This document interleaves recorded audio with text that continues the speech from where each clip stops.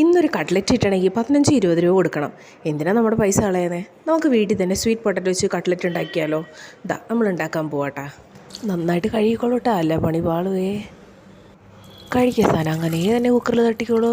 തട്ടി സാധനത്തിനടുത്ത് കുറച്ച് ഉപ്പും കുറച്ച് വെള്ളമൊക്കെ ഒഴിച്ചിട്ട് ഇനി വേവിച്ചെടുക്കാം.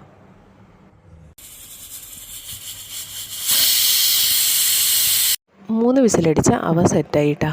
ഇനി നമുക്ക് അടുത്ത പണിയിലേക്ക് കിടക്കാം.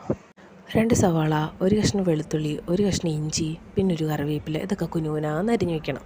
ഇനി നമ്മളിത് മൂപ്പിക്കണ്ടേ? മൂപ്പിക്കാൻ വേണ്ടിയിട്ട് നേരെ ചട്ടിയിലേക്ക് തട്ടിക്കോളൂ.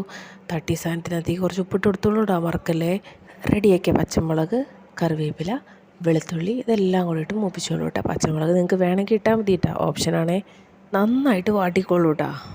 വാട്ടിക്കഴിഞ്ഞാൽ മാത്രമേ ഫ്ലേവർ ഇറങ്ങുള്ളേ.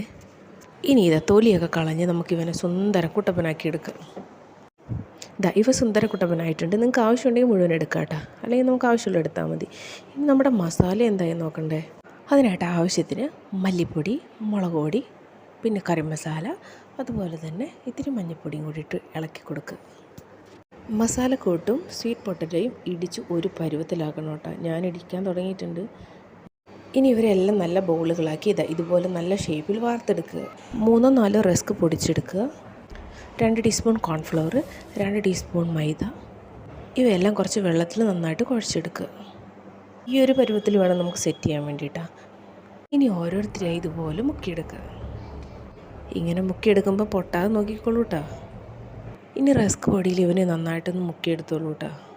ഇനി തിളച്ചെണ്ണയിൽ ഇവനെ കുളിപ്പിച്ചെടുത്താലോ? അങ്ങോട്ടും ഇങ്ങോട്ടും നന്നായിട്ട് മുരിയുന്ന രീതിയിൽ മറിച്ചും തിരിച്ചൊക്കെ ഇട്ടിട്ട് അവനെ കുളിപ്പിക്കുക. ഇപ്പം നമ്മുടെ കട്ട്ലറ്റ് റെഡി ആയിട്ടുണ്ട് കേട്ടോ. ഇനി നല്ല ചൂട് കൊടുക്കാൻ അങ്ങോട്ട് കഴിച്ചോളൂ. ഈ വീഡിയോ ഇഷ്ടമായെങ്കിൽ സബ്സ്ക്രൈബ് ചെയ്യണേ, ലൈക്ക് ചെയ്യാൻ മറക്കല്ലേ.